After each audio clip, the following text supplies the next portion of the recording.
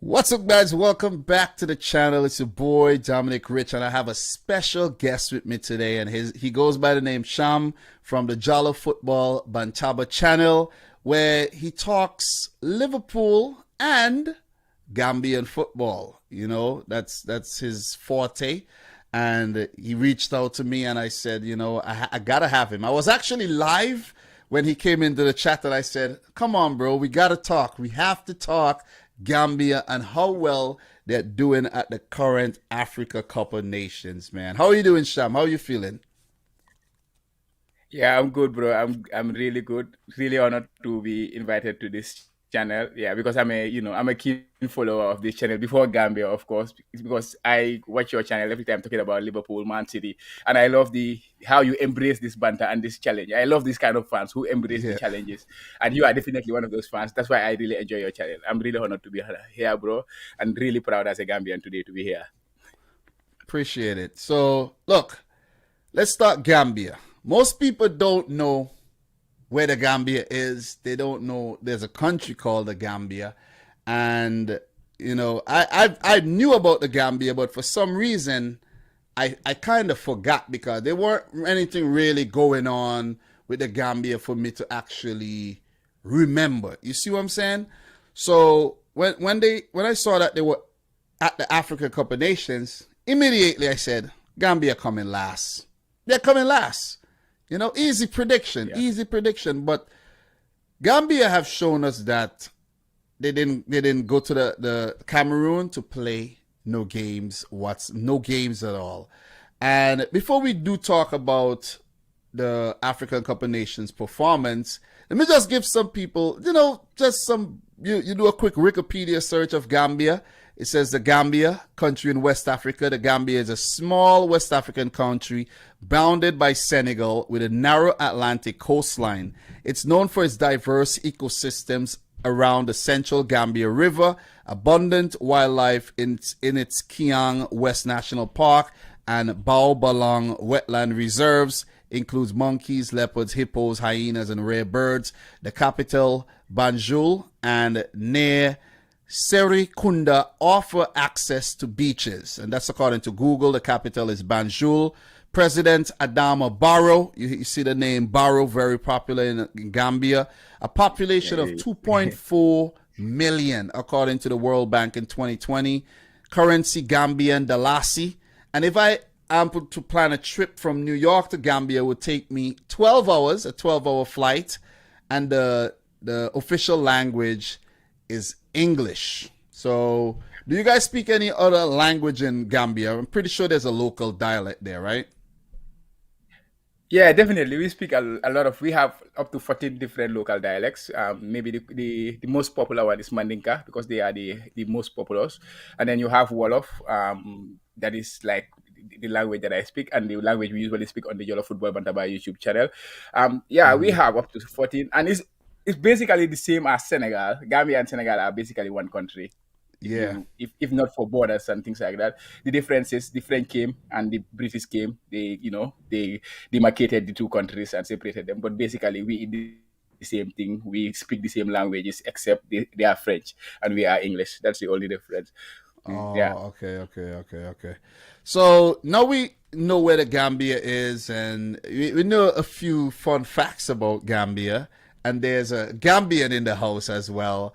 Let's talk football because this is a football channel. So, Gambia qualified for their first ever African Cup of Nations, and they achieved this by coming through the group stage where they had the Congo DR, Angola, and Gabon in their group, and they were able to pick up a 3-1 win against Angola on the match they won. And I could actually show the people what's going on in terms of the journey here to the African Cup of Nations to show, that this didn't just come by fluke.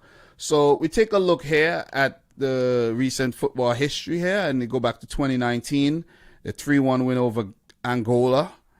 Angola is of course, a country. Angola qualified for the World Cup back in 2006, from what I could recall.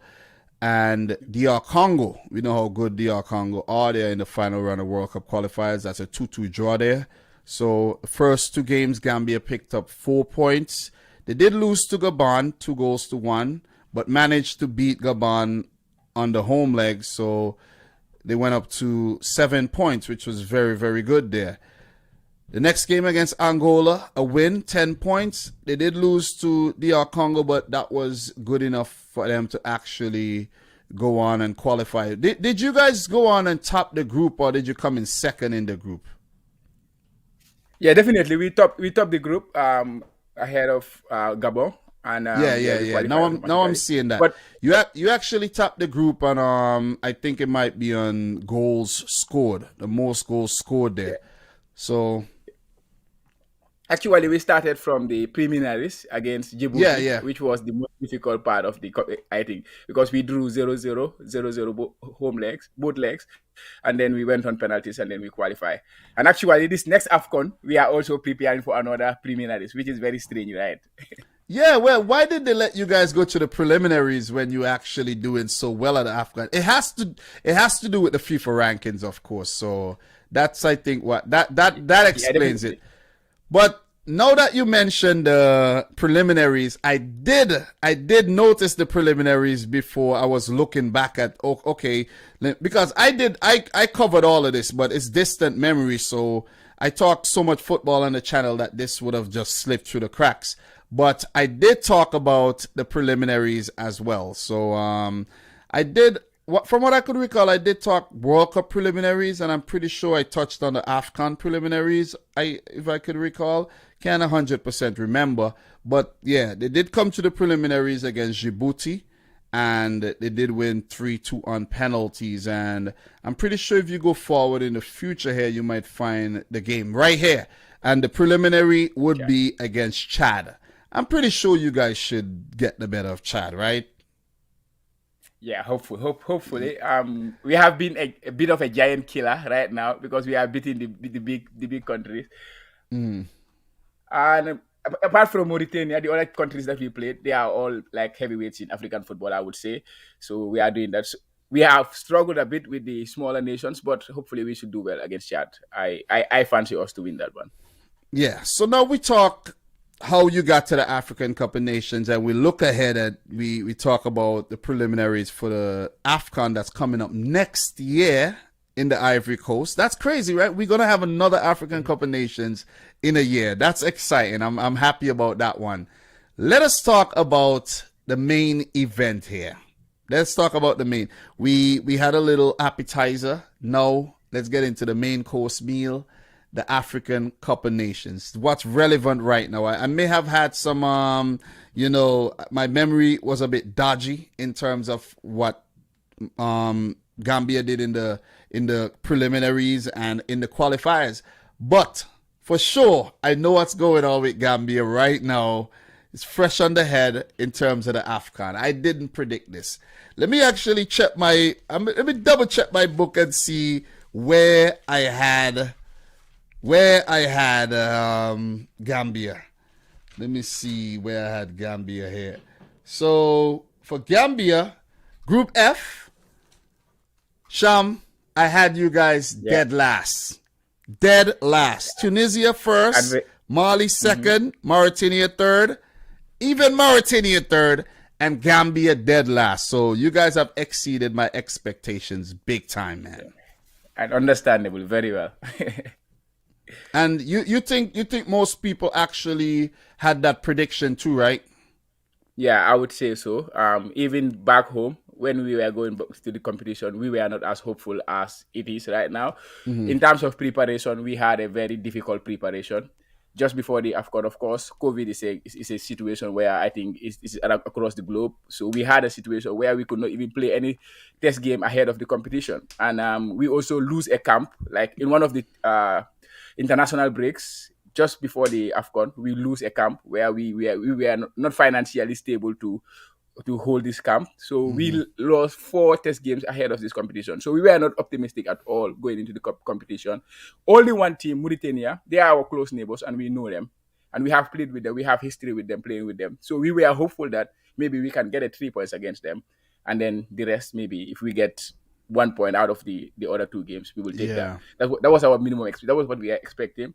But yeah, without shadow of a doubt, I think they completely uh, perform beyond the expectation of the whole nation. And yeah, for me personally, I think I have the coach to really really thank for this. He's the main mastermind of all these things. I know he has a lot of critics back home when it comes to team selection and things like that, because when it comes to African football, when it comes to selecting players playing abroad, and there is the local league. You don't pay too much attention to the local league and all those kind of things. But put all those things aside, he comes with his tactics. He stick to his tactics. He disciplined his team, and they are playing at an exceptional level of tactical awareness in that team, which I think he is the main guy of this tournament, and he deserves all the credits that he have. Well said, man. I couldn't have said it better, you know. And when I hear you say that, I'm thinking we've been paying attention to Cameroon. We've been paying attention to the now knocked out Nigeria. But when you really sit back and you look at how well the Gambia has played at the tournament, 4 matches played, 1 goal conceded, no games lost, 4 goals scored. That's a great record. That is a great record. And apart from that game where the late penalty was scored and you got that 1-1 draw, the other games are, pretty much you handled yourself and they were comfortable. They were really comfortable. So we tend to pay attention to the bigger teams and not, give the smaller teams the credit they deserve. And that's why I've been really giving Gambia the credit. I've been talking about Malawi. I've been talking about Equatorial Guinea, how well they have played so far. Comoros deserves a lot of credit for what they did against Cameroon on the day with their depleted squad, that makeshift goalkeeper. And it makes you wonder what's Gambia going to do against Cameroon, full strength Gambia. And you got to just knock on wood, keep your fingers crossed, and hope the camp isn't hit with any kind of coronavirus or anything, man, because things could go pear-shaped very, very fast in this day and age. So look, before we talk about the Cameroon game, you said your expectations wasn't really high on the group stages, and you were hoping to beat Mauritania, that's 3 points, and maybe get something against one of the other teams and scrape through the group. But you managed to perform well throughout the group stage. You came in second behind Mali, but only because of, Mali, had a better record in the group than you did.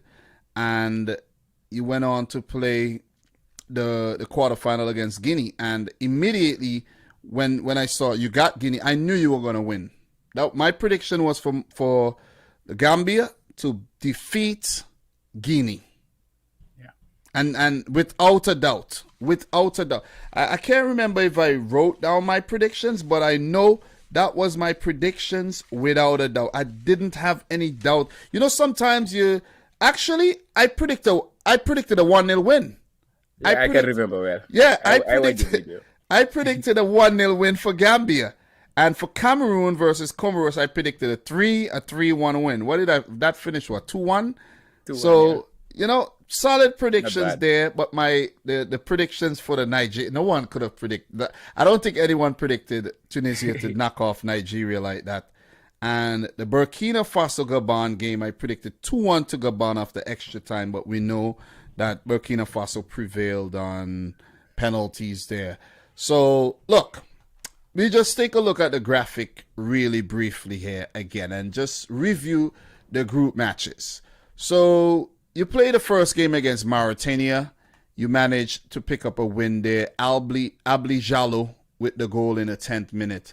How good have Jallo been for Gambia here? Talk to me about Jallo. For people who don't know this guy, talk to me about Jallo. You should know the players more than I do. Yeah, definitely. He's Abla Jallo. We call him Jamano. That's his nickname in the Gambia, Jamano. He's one of our best players. He was the under-20 captain before coming to the national squad, and he plays for Metz in France. But currently, he's on loan at Serie A in Belgium, and he's doing very well. He's having a very good season. If I'm not wrong, in terms of stats, like dribbling and things like that, he is among the top 5 players for dribbling in the Belgian league right now.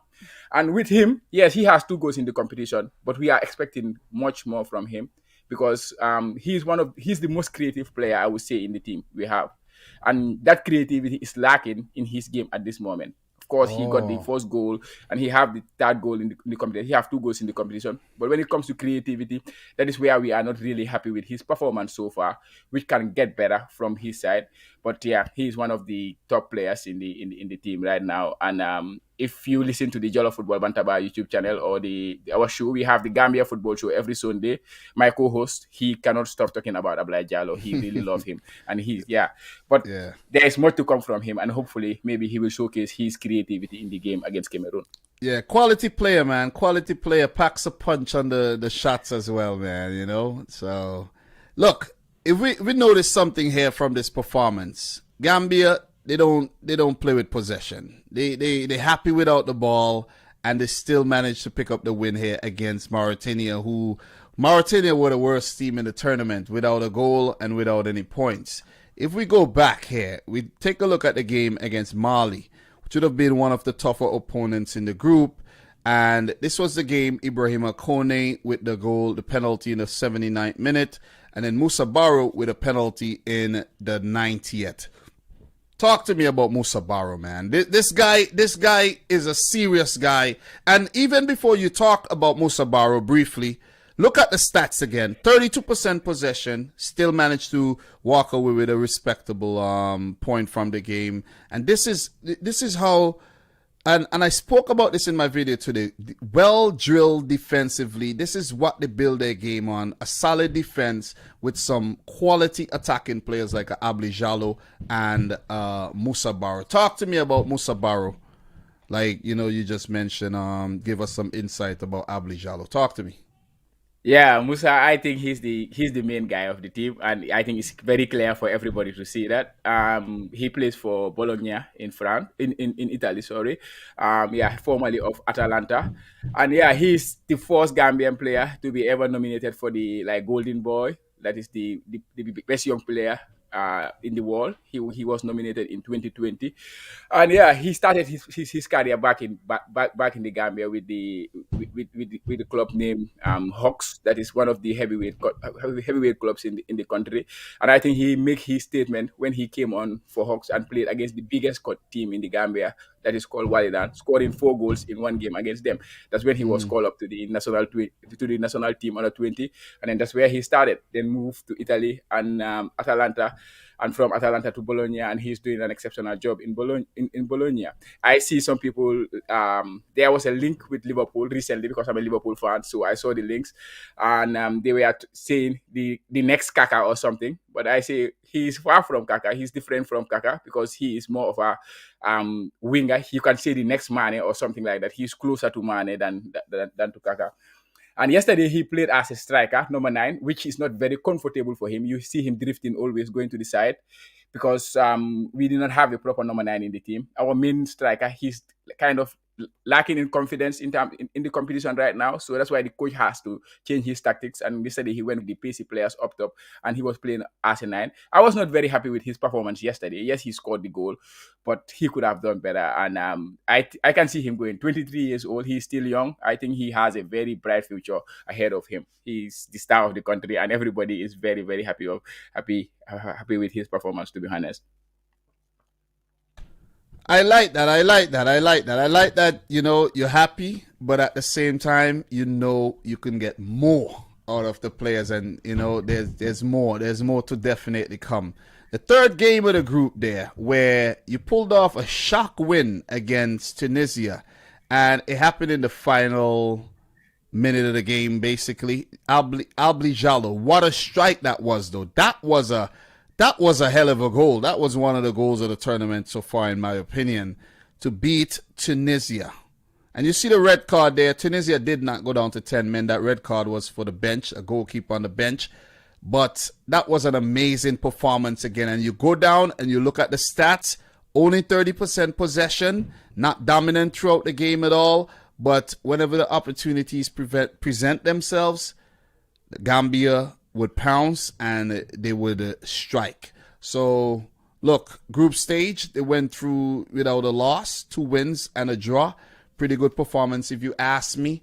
But the performance that we are all really drooling over right now is that performance in the round of 16. Remember, guys, Gambia are debutants. They have never been at this stage before. The AFCON has been going on since the 1950s, and this is the first time that Gambia has qualified, which shows that the country itself is making some progress. The football in the country is making progress as well, and these are good signs. You know what I'm saying? We're in 2022 now. Some countries where they were more dominant in the past, they are kind of drifting away a bit. You have countries like Sudan, you have countries like Libya who used to be powerhouses before. They're drifting, you know what I mean, right now. But you have, Comoros, you have Equatorial Guinea, you have Malawi, you have now Gambia coming to the fore, and it's really refreshing to see, man. And I never had any doubts that you guys would actually defeat Guinea. And no doubts whatsoever. That goal, Musa Barra in the 73rd minute, very good pass and very good touch, and a good finish by Musa Barra. You talked about Barra already. There's some other quality players in the team as well. But you go back to the stats here. Less possession, not the most dominant on the day, and still managed to pick up the W. But look, this team, just to touch on the team real quick, Modu Barrow is the only player from Gambia who I was aware of before, because he played for Swansea City and a few other English clubs. And there's I think Bob was the one with the pass for the assist for the Musa Barrow goal in the game. But at the back there, Omar Colley, who I'm aware of, he does play for Sampdoria, and Gomez. These guys have been very solid. And some of the other less popular players in the team, like Amare, Jagne, and Ngum, that I don't know too much about. And Gay has done a great job in goal. I think Gay replaced Job in goal, right? So, there's a core here. Hassan Cisse did well in the qualifiers as well, so he deserves a shout.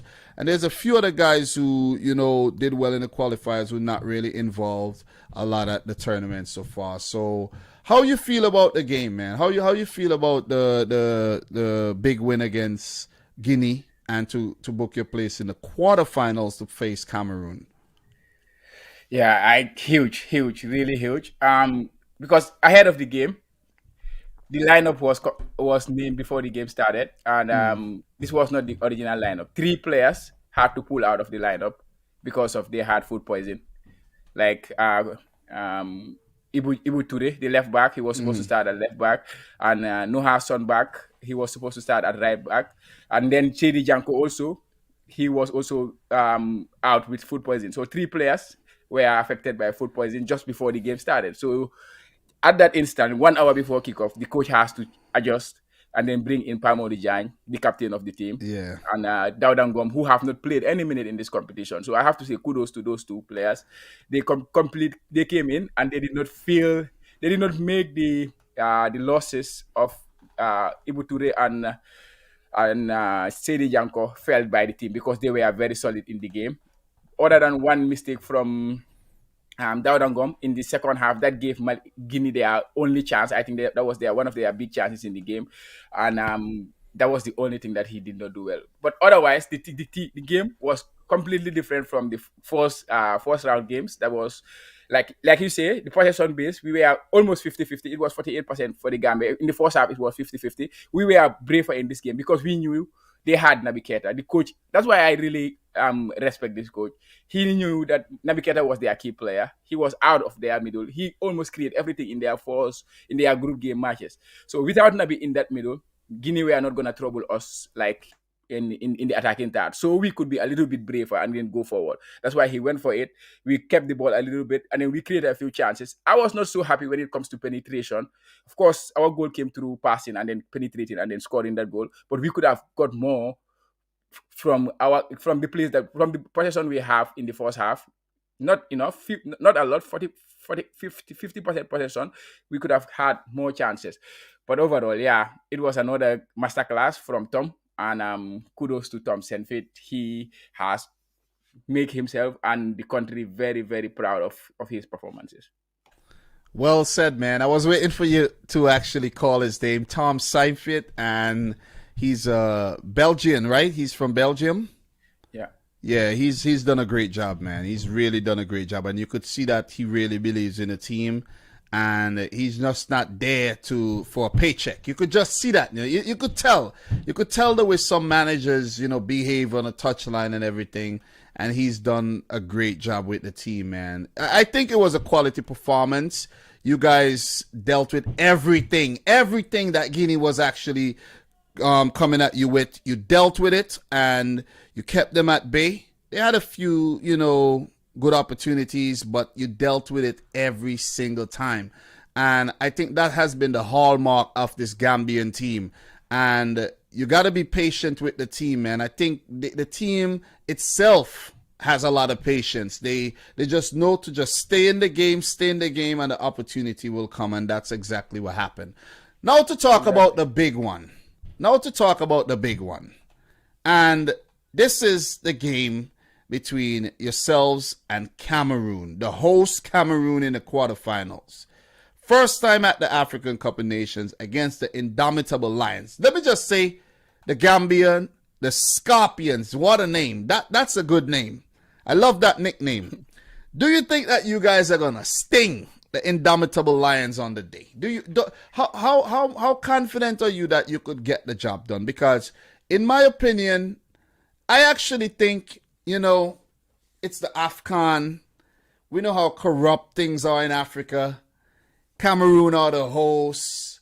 They're just very hands-on with things. And I just have a feeling, everything will be put in place for Gambia not to win this game. I think all odds would be against Gambia. It doesn't matter how well they're playing. All the odds would just be stacked up against Gambia, against Cameroon. And it would take, first the team to be on the field without a lot of food poisonings, COVID, whatnot, and just have the strongest team on the field to face Cameroon and just go out there, defy all the odds, defy the bad refereeing decisions that we've been seeing at the tournament as well, and just play Cameroon off the park and let the football talk and let the football overcome. How are you feeling about this game? Yeah, definitely. I think you said it well, and African football is not as clean as we would love it to be, and I think you can see that in the competition right now. For example, COVID cases. Every country in the competition have tested positive for COVID except the Cameroon camp, which there's a question mark there. We don't know, but we don't need to speculate about it. Against their game against Comoros came into the game without a goalkeeper. They are. I think an outfield player has to be in goal. So all those kind of things. But all those things aside, I think our coach said it in his latest interview. He was not happy with the treatment in the hotels and things like that. But that is something they take as a motivation. The team. That is something they take as a motivation. They are being treated as minnows, and they want to show people that we are not minnows with their performances. And I'm expecting them to go against Cameroon again, give their all, with a very tactical, with a very disciplined team in terms of tactics. The coach has well drilled this team. In the Gambia, the problem we used to have as Gambian is we always lose our head once we go a goal down. For example, in the game against Mali, we considered a goal in the 87th minute. It was a penalty. Some people felt it was a penalty. Some people don't feel that way. But at the end of the day, they get the ball, put it in the middle, and then they go for it. And then in the end, they get rewarded. They get the goal. So the boys, they are very strong-headed, I would say it in that way. And the coach has well drilled them into his tactics, what he wants from them. So this is what we expect in the game against Cameroon.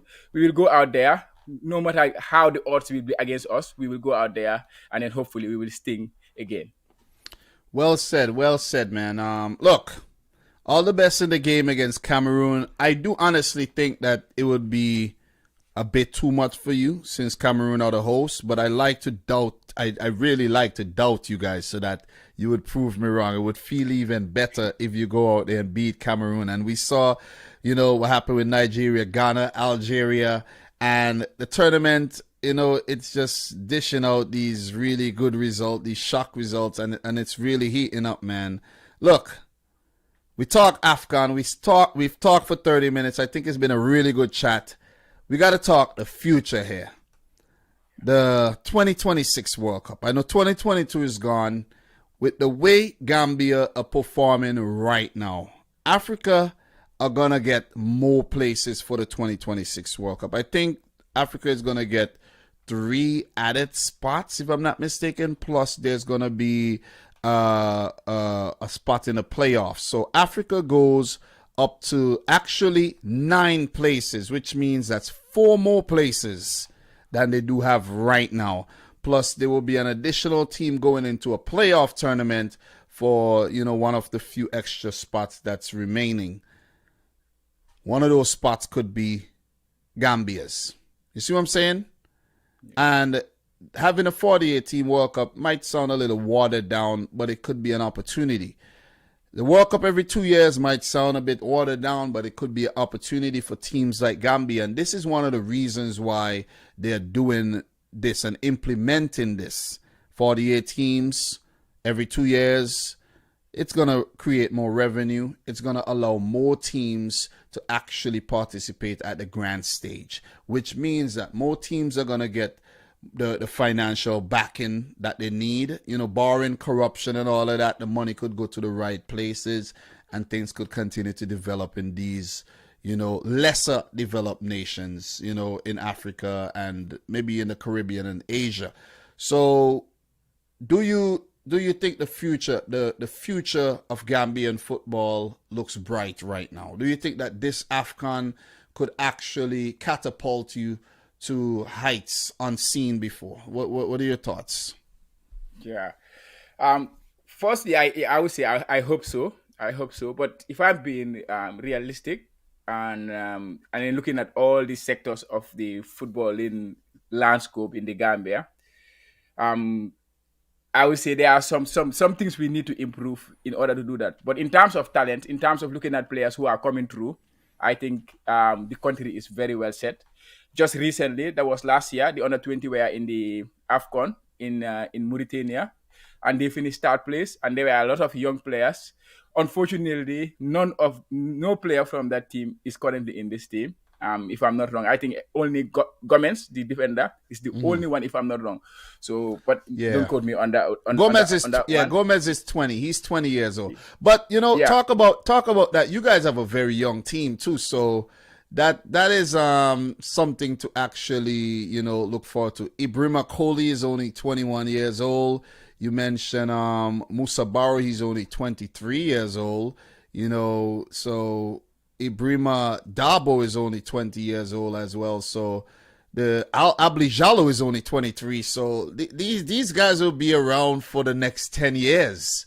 You know what I'm saying? Most of them would be around for the next 10 years. And this AFCON could actually inspire youngsters throughout the nation to want to be like Abli Jallo, to want to be like Musa Barrow. And I know this from growing up. You see success on TV, you see success in tournaments. That's what you want to be. You see what I'm saying? So yeah. Continue what you were saying about the rise, the rise. We're talking about the rise of Gambian football here, and it's nice to see. I just hope that you don't see a situation like what happened with Madagascar back in 2019 happen with the Gambia, where Madagascar came to the fore and then they just disappeared.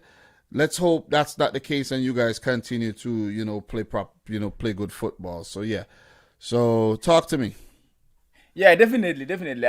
Of course, we are not happy with when it comes to the Federation of the Gambian Football. Generally, the country is not happy with the way they are because of the lack of sometimes preparation. Like I say, how we miss those opportunities to prepare for camps and things like that is all down to to them. But I think one thing they did very well was last year they signed the coach to another 4-year contract. And looking at the way this coach is going, or the manager, that is Tom, I think that is one of their best decisions they have made so far. And with him and the young players coming and the young crop of players currently in the squad, I think there is a huge opportunity, and there is a huge chance that this team will go to higher heights. And I'm very hopeful about that. Well said, man. Well said. Well said. Well said. So we could go on and talk forever about Gambia and the rise in their football here, and we want to keep it nice and short. It's 35 minutes. I think that'll be a nice watch for the folks that's interested in Gambian football right now. And it was a pleasure talking to you, Sham. It was indeed a pleasure, and I hopefully we could do this again. Hopefully you beat Cameroon and we do this again. Or definitely when it comes to World Cup qualifying and things like that, we'll definitely have a chat, man. You know what I mean? I do appreciate that. It's late right now, but we had to do this. We really had to do this, and I did enjoy the chat with you. So all the best to Gambia. You know what I mean? And you must be very proud of your boys, seeing that you were born there, right? Yeah, I was born there. I, Yeah. I, I, I, I came to Japan just to do my masters, and then I decided to stay for a while. Yeah. Good stuff, man. Good stuff. And you in Japan right there, that must be fun, just indulging in a new culture as well. Dominic, I live in New York, but I'm originally from the Caribbean. I'm from St. Vincent. I've never been to Africa, but I have to go to Africa before I kick the bucket, man. You know what I mean? Definitely gotta go Definitely, to, yeah. The smiling coast. You have to hit the smiling Yeah, coast of I Africa. gotta hit Africa. I gotta hit Africa before I check out ahead though. And Gambia could be the first place that I do visit though. But there might be loopholes to go around. I don't know too much about I know traveling to Africa could be very tricky, but it's possible. So It's look, possible. man, look, all the best against Cameroon. Hopefully we're back here to talk about the win. If you lose, we don't want to talk. You know what I'm saying? Yeah, yeah, dude. We don't want to Yeah. cry and we don't want to sob and all of that. You know, we want to be all talk about positive things. But I think Definitely. we touched on most things that we needed to touch on here, and it was indeed a good chat. So for everybody's watching, if you're new, make sure you subscribe to the channel. Head on over to YouTube as well and subscribe to Champ's channel, and let them know where they could find you. Let them know where you could find you. Yeah, you can find me at the Jollof Football Bantaba YouTube channel, Jollof Football Bantaba YouTube channel, and yeah, we hold every Sunday there's a show on the Gambia Football Show. We do some stuff about the Premier League too, like fantasy football, things like that. So if you are into all those things, please subscribe to the Jollof Football Bantaba YouTube channel. Guys, all the links would be in the description box down below. Don't forget, today's stream is brought to you by the lovely folks over at manscaped.com, who are the best in men's grooming. Use the coupon code Dominic Rich to get yourself 20% off. All the links will be in the description box down below. Shipping always free. And don't forget, your balls would thank you. So from Sham and I, thanks for tuning into this video. Appreciate it. Like, subscribe, leave a comment, all that good stuff. And until next time, from your boy Dom, peace out. Rich, score hut, peace, and all the best. May the best teams win. Thanks.